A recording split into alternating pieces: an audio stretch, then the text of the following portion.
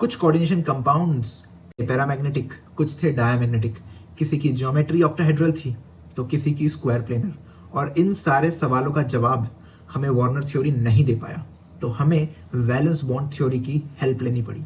तो कैसे हैं दोस्तों आप सब? आज के वीडियो में हम वैलेंस बॉन्ड थ्योरी के ऊपर बात करने वाले हैं। तो किसी भी कोऑर्डिनेशन कंपाउंड का पैरामैग्नेटिक या डायमैग्नेटिक होना उसके सेंट्रल मेटल एटम के ऊपर डिपेंड करता है। अगर सेंट्रल मेटल एटम के पास सारे के सारे इलेक्ट्रॉन्स पेयर्ड है तो वो मैग्नेटिक फील्ड में रिपल्शन फील करेगा, यानी कि वो डायमैग्नेटिक होगा।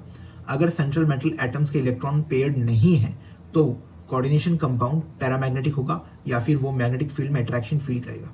तो सवाल ये उठता है कि वीबीटी ने इस चीज को समझाया कैसे। वीबीटी ने हमें यह बताया कि दो तरीके के लिगेंड्स हैं हमारे पास। एक है स्ट्रॉन्ग फील्ड लिगेंड जो सेंट्रल मेटल एटम के अनपेयर्ड इलेक्ट्रॉन्स की पेयरिंग करा देता है, और दूसरा है हमारे पास वीक फील्ड लिगेंड जो सेंट्रल मेटल एटम के अनपेयर्ड इलेक्ट्रॉन की पेयरिंग नहीं करा पाता।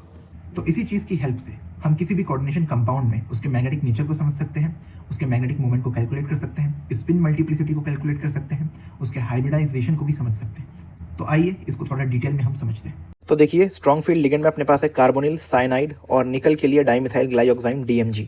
NH3 सिर्फ स्ट्रॉन्ग फील्ड लिगेंड का काम करता है जब सेंट्रल एटम होगा कोबाल्ट, कॉपर, कैडमियम और आयरन। स्ट्रॉन्ग फील्ड लिगेंड क्या करते हैं? सेंट्रल मेटल एटम के अनपेयर इलेक्ट्रॉन्स को पेयर्ड कर देते हैं। जैसे ये कोऑर्डिनेशन कंपाउंड है K4FeCN6। सेंट्रल एटम है आपका आयरन, इसकी ऑक्सीडेशन स्टेट को X सेलेक्ट कर लिया और +2 इसकी ऑक्सीडेशन स्टेट निकल करके आई।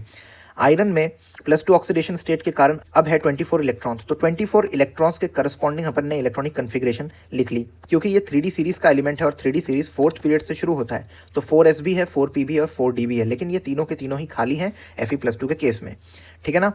तो देखो 3d6 को कुछ इस तरीके से भरा कि यहाँ पे 1 2 3 4 इलेक्ट्रॉन अनपेयर्ड थे, और साइनाइड का इफेक्ट ऐसा हुआ कि स्ट्रॉन्ग फील्ड लिगेंड है कि इनके इलेक्ट्रॉन्स हो गए पेयर्ड। कैसे हुए? ये उठ के यहाँ पे आ गया और ये उठ के यहाँ पे आ गया, रिजल्टिंग इन 6 इलेक्ट्रॉन्स की पेयरिंग कुछ इस तरीके से हुई। अब 6 लिगेंड थे तो 6 लिगेंड ने 6 इलेक्ट्रॉन पेयर डोनेट करे, तो किस तरीके से करे? 1 2 3 4 5 6, कुछ इस तरीके से करे।